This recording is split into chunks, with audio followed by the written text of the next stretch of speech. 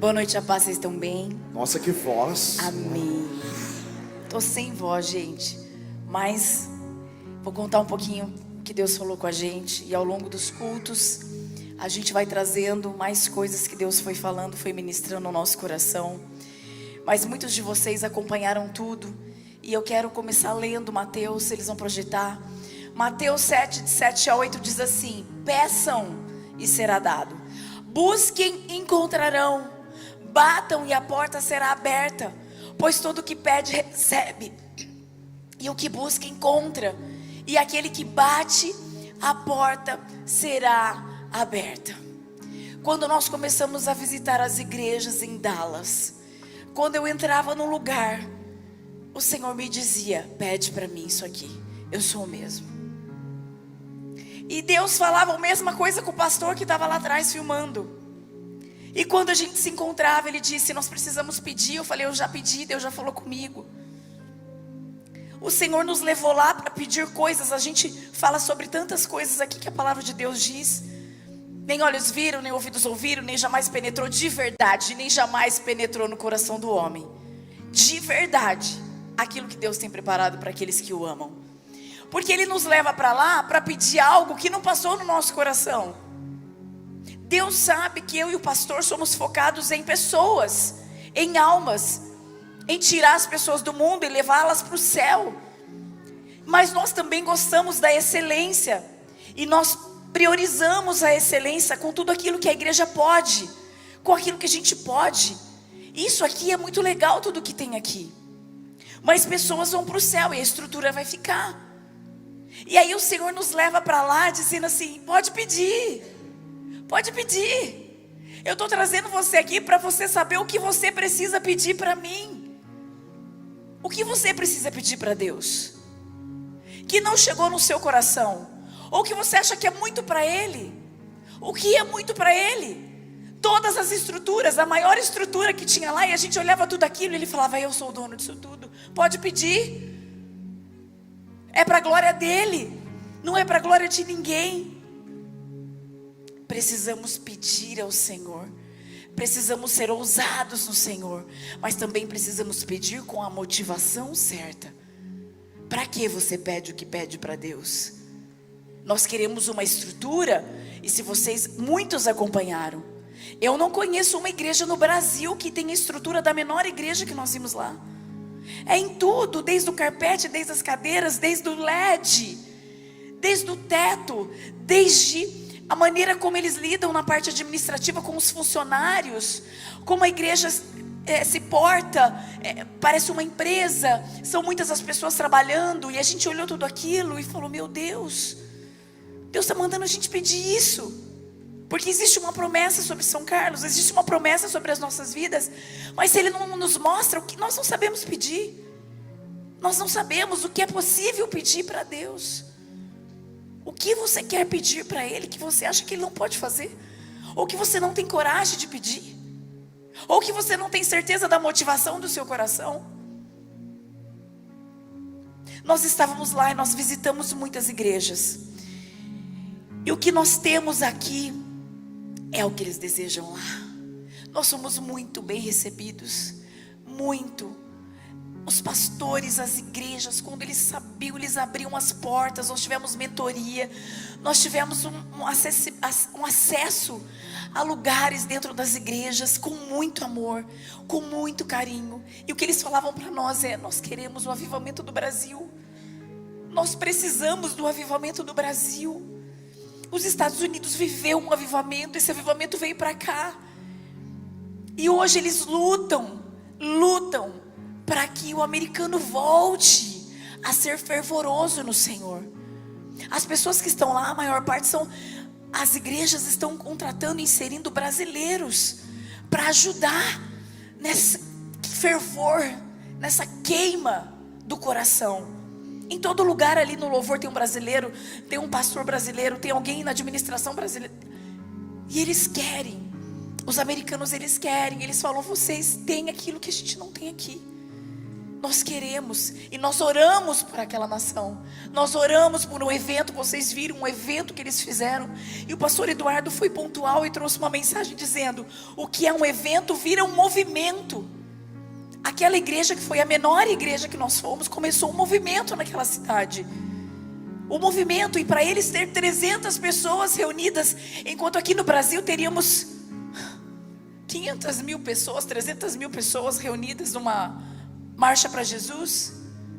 Eles tinham 300 pessoas e eles estavam celebrando, porque aquilo viraria um movimento. É o início. E eles diziam: nós queremos o que vocês têm lá. E nós queremos o que? A estrutura que eles têm lá. E nós fizemos então uma parceria de oração.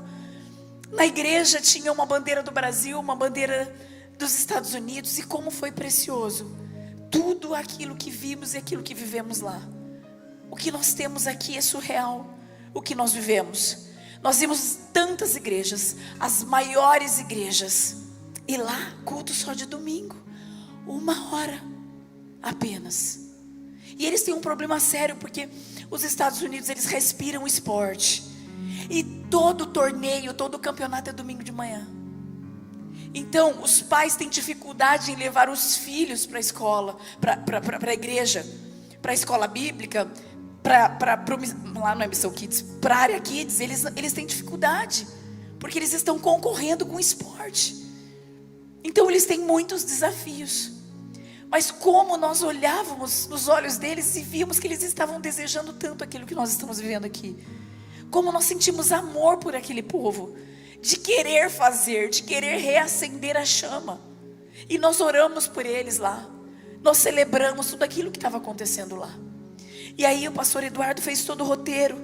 E na saída, quando nós estávamos saindo de Dallas, nós fomos para Nova York, outros pastores foram para outros países ali. Ele quis passar num movimento que tem da Upper Room, que é uma igreja pequena. A Laura Sogueles é a líder do louvor lá. E eles têm um movimento diferente. Eles têm um movimento de adoração parecido à nossa segunda de glória aqui. Mas eles fazem ao meio-dia. Do meio-dia às 2. Então as pessoas vão para lá e elas chamam aquele momento de lugar de descanso. Lugar de descanso. Algumas deitam na cadeira, outras abrem a Bíblia, outras ajoelham, outras dormem. Outras levantam a mão e eles ficam cantando os louvores. E eu não entendo nada em inglês. O pastor não entende nada em inglês. Estamos aí orando para o Senhor abrir a nossa mente. E aí de repente uma frase eu entendi. Quando o pastor disse "Thank you, Jesus". Quando ele falou "Obrigada, Jesus". Obrigado, Jesus. O Espírito Santo tomou conta do meu coração e eu comecei a agradecer. Agradecer tudo aquilo que nós vivemos aqui no Brasil. Agradecer tudo aquilo que Ele tem feito aqui em São Carlos. Tudo aquilo que Ele tem feito nas nossas vidas. É muito mais do que poderíamos imaginar. O que Deus está fazendo aqui é algo surreal. E quando a gente sai e tem a confirmação num outro país. Nós fomos para Guatemala e falamos: vamos ver para vocês. Trouxemos aqui um pouquinho para vocês experimentarem. E aí a gente vai para os Estados Unidos, onde tem as maiores igrejas, os maiores grupos musicais, onde nós vemos tantas coisas e a gente fala como Deus tem sido bom com a gente. Como a presença do Senhor tem sido real. E o meu coração foi tomado por gratidão. Nós temos que pedir sim, mas antes de pedir nós temos que agradecer. Agradecer tudo aquilo que Ele tem feito. Por isso eu quero que você se coloque em pé. E que você comece a agradecer ao Senhor por tudo que tem acontecido na sua vida. Por coisas ruins que tem acontecido na sua vida. Porque Deus não erra. Tudo Ele tem um propósito. E é nesse momento que você sente a mão, que você sente o cuidado, que você sente o colo do Senhor. Não tem como experimentarmos a graça se não passarmos por provação.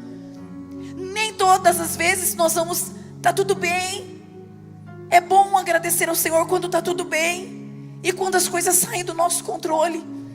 E quando as coisas acontecem de forma inesperada e que você está sofrendo, Deus continua sendo o mesmo. Ele continua respondendo orações. Ele continua fazendo milagres. Ele continua ouvindo. Começa a agradecer ao Senhor por tudo aquilo que Ele ainda não te deu. Por tudo. Ele tem o tempo certo. Ele conhece o ontem, o hoje e o amanhã.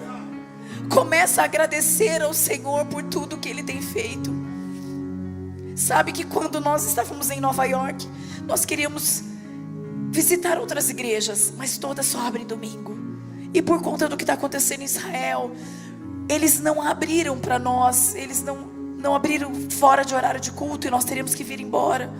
Mas nós estávamos num hotel bem na Times Square, bem na lateral, e ali tinha a igreja que o pastor postou para vocês, que nós colocamos na rede social. E quando nós passamos para ver que dia que tinha culto, tinha um rapaz limpando ali. E aí ele chamou um outro rapaz, e ele falou assim: eu apresento para vocês a igreja, podem entrar. Ele da Colômbia. E nós perguntamos: o que você está fazendo aqui, Neemias? Ele falou: Deus me trouxe para cá. E ele com todo amor falando da igreja. E eu falei no culto das 5, quando eu entrei, eu pensei: não tem nada a ver com a gente isso aqui, porque parecia uma catedral com anjos pintados no teto, né? Não tem nada a ver com a igreja preta, com a church. E aí eu entrei e eu pensei isso. Eu falei: nossa, é linda, mas não tem nada a ver com a gente. E de repente ele começa a contar a história daquele lugar. E se você não ouviu a história daquele lugar, o pastor David Wilkerson, ele passava ali onde hoje é a igreja. Funcionava um teatro da Broadway. Acontecia muitas coisas naquele lugar. E ele passava naquela calçada, e ele sentia um desejo de que a igreja fosse instalada ali. E ele passava e orava sobre aquele lugar, mas estava funcionando normalmente. E de repente, um dia, passado um tempo, ele fica sabendo que lá está sendo colocada à venda. E ele então chega lá para saber quanto custava. E aí ele disse: eu não tenho esse dinheiro, mas eu tenho um Deus que é dono desse dinheiro. E uma pessoa ouviu isso, foi lá e comprou o lugar para a igreja. E o Senhor me disse: isso tem tudo a ver com vocês. Eu trouxe vocês até aqui para confirmar o que eu tenho falado para vocês. Eu posso dar aquele lugar, eu posso dar a terra prometida, eu posso fazer tudo o que vocês pedirem para a glória do meu nome. Deus pode todas as coisas. Por isso que eu abri falando que às vezes a gente fala muitas coisas, que os pensamentos de Deus não são os nossos pensamentos. É que Deus pensa muito além de nós. E Ele vai abrindo os presentes, Ele vai nos direcionando aos presentes. Quando eu preguei sobre isso, e Ele vai nos levando, e a gente vai abrindo as caixinhas e vai recebendo os presentes de Deus. Então eu aprendi nessa viagem que eu tenho que primeiro agradecer tudo que Deus já está fazendo, sejam coisas boas ou coisas ruins. Se a minha vida está no controle, se a minha família está no controle de Deus, eu só tenho que agradecer, porque tudo que Ele faz é bom, e que eu tenho que pedir aquilo que Ele coloca no meu coração, porque tudo que pedimos ou pensamos é para a glória do nome do Senhor. Você pode pedir. Tem coisas que você não quer pedir mais, porque você está magoada, porque você está magoado. Você está com uma raiva oculta do Senhor, porque Ele ainda não fez. Pede para Ele. Pede, porque Ele pode fazer. Nada é impossível para o Senhor. Ele pode todas as coisas. Ele é o dono do céu e da terra. Não há nada impossível para Ele. Começa a pedir ao Senhor aquilo que você parou de dizer para Ele.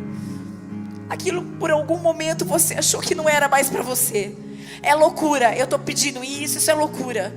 Eu vou ficar na minha. Se Deus quer fazer, Ele faz. Se Ele... Eu já fiz isso. Se Ele quer fazer, Ele faz. Se Ele não quer, Ele não faz. Não, Ele quer ver a fé do seu coração. Ele nos levou do outro lado para mostrar: pode pedir. Pode pedir isso que vocês estão vendo, porque eu sou o dono de tudo. Eu sou o dono da missão Encorajamento, e eu quero fazer lá tudo o que eu estou fazendo aqui. Ele só precisa de pessoas que creiam e tenham a ousadia de pedir e dizer: é para a glória dEle. Eu quero fazer parte disso. Feche os seus olhos. Senhor, obrigada, Pai. Obrigada por tudo que o Senhor tem feito em São Carlos. Nós sabemos que é um presente o que o Senhor tem feito aqui. A Tua presença se manifesta no meio de nós de uma maneira tão linda, de uma maneira sobrenatural. Isso não tem nada a ver comigo, nem com o Juliano. Isso tem a ver com o Senhor, com o propósito do Senhor nessa cidade. com o propósito do Senhor nesse país, Pai. Eu sei que o Senhor ama o Brasil, e eu sei que todo joelho se dobrará e vai dizer que o Senhor é o Rei dos Reis e Senhor dos Senhores. Eu creio nesse dia, Pai, e que ninguém vai conseguir ficar em pé diante da Tua glória. Por isso eu te agradeço, eu já te agradeço pelos 20%, que o Senhor, pelos 10%, pelos 20%, que o Senhor já tem tocado, que o Senhor já tem escolhido, Pai, para fazer parte dessa igreja, Senhor. Abençoa cada um dos teus filhos, eles estão te agradecendo, mesmo com o coração triste e magoado, mesmo com o coração ferido, eles estão te agradecendo, Senhor, te agradecendo pelo sim e pelo não, te agradecendo pelas alegrias e pelas dores, porque nós sabemos que o Senhor é um Deus, e o Senhor é o Deus Pai. O Senhor não é qualquer Deus, o Senhor é o Deus Pai, e o Senhor cuida de nós como um Pai. Obrigada, Senhor, e nós queremos te pedir tudo aquilo que está no seu coração para nós, todas as estruturas, tudo aquilo que o Senhor pode fazer, Pai, as pessoas peritas em